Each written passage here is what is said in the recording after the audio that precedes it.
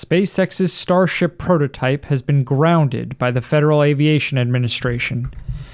The United States recently updated its National Near-Earth Object Preparedness Strategy, and the United States and South Korea have a new agreement to enhance space cooperation. All this and more on today's Space Brief.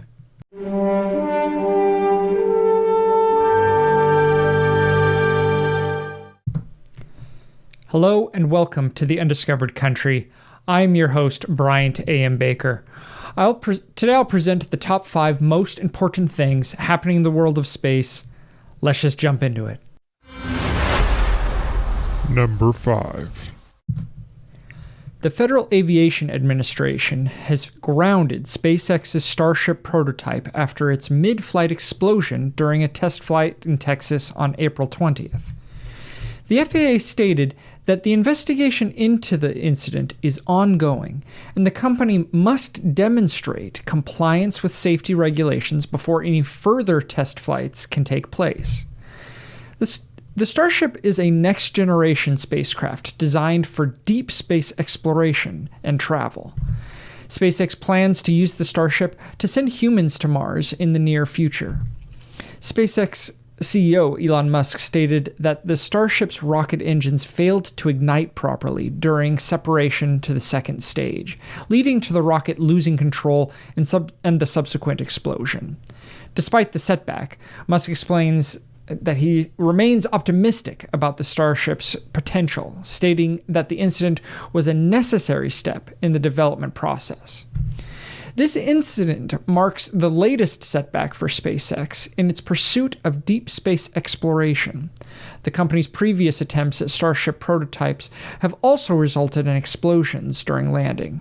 However, the Starship's potential to revolutionize space travel and exploration remains high.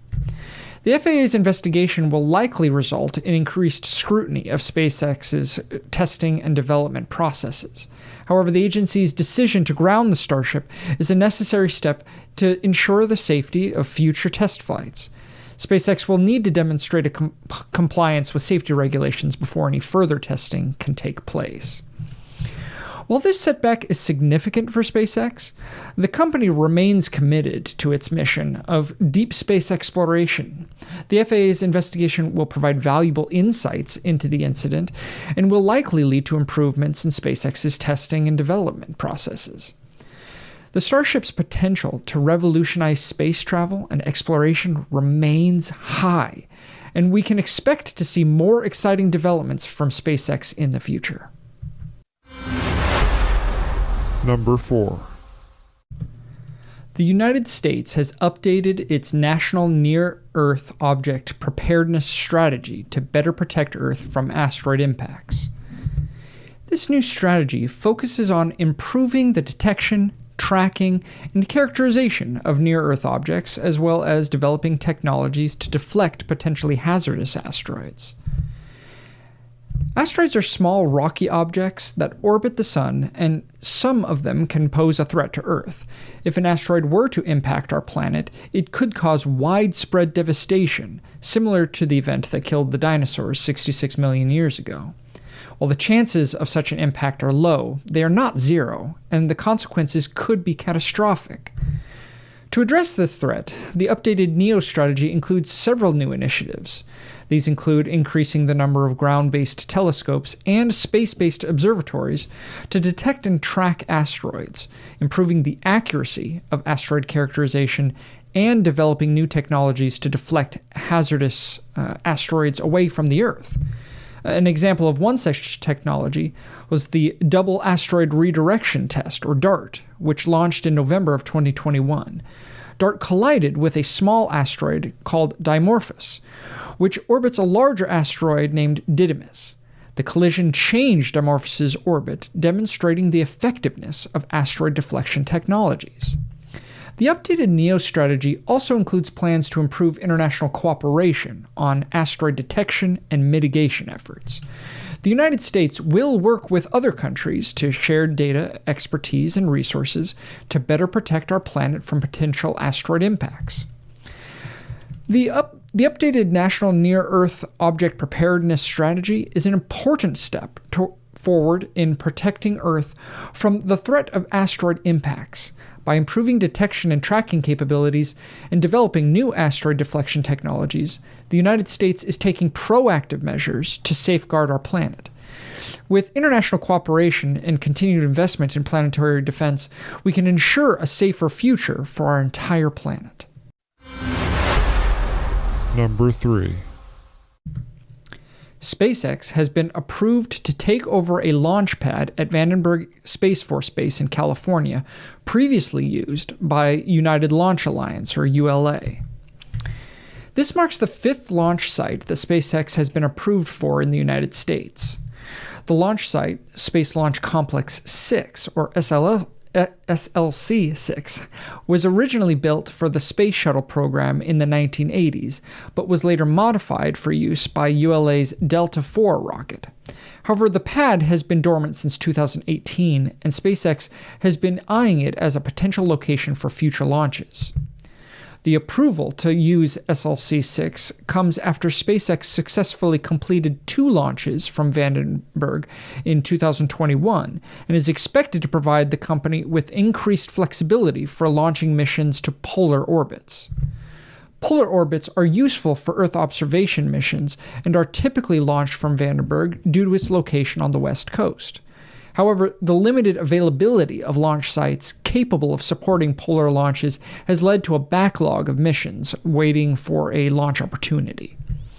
With the addition of SLC-6, SpaceX now has 5 launch sites in the United States, including 3 in Florida and 1 in Texas.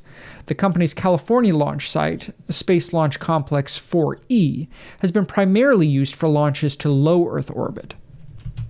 Overall, the addition of SLC-6 is a significant development for SpaceX, as it expands its launch capabilities and provides greater flexibility for polar launches from the West Coast. As the company continues to push the boundaries of spaceflight, having access to multiple launch sites is crucial for meeting the growing demand for launch services. Number 2.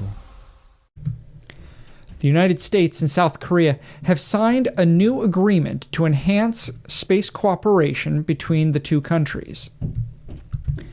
The agreement was signed during a meeting between U.S. Vice President Kamala Harris and South Korean President Moon Jae-in in Washington, D.C. Under the agreement, the two countries will work together on a range of space-related initiatives, including scientific research, technology development, and space exploration. The cooperation is aimed at strengthening the space capabilities of both nations and advancing the global space agenda. South Korea has been rapidly expanding its space program in recent years, launching its first domestically developed satellite in 2013 and sending its first astronaut to the International Space Station in 2018. The country is also planning to launch its first lunar orbiter in 2023. The new agreement with the United States is expected to provide South Korea with access to advanced space technologies and expertise, while also providing the United States with valuable partners in the Asia-Pacific region. The U.S.-Korea Space Cooperation Agreement builds on a long history of collaboration between the two nations. The United States has previously supported South Korea's space program through the provision of satellite technology and training for South Korean scientists. The agreement is a significant step forward for both countries in their efforts to advance space exploration and strengthen their space capabilities. As space becomes increasingly important for a range of economic, scientific, and national security reasons, cooperation between nations is crucial for achieving progress and unlocking the full potential of space exploration. Number 1. AST Space Mobile, a company that aims to provide global broadband service from space, has successfully completed its first direct-to-device voice test using its innovative satellite technology. The company is developing a constellation of low Earth orbit satellites to provide broadband connectivity to people in remote and underserved areas around the world. The direct-to-device voice test is a significant milestone for AST Space Mobile, as it demonstrates the potential of its technology to provide a range of communication services beyond just internet access.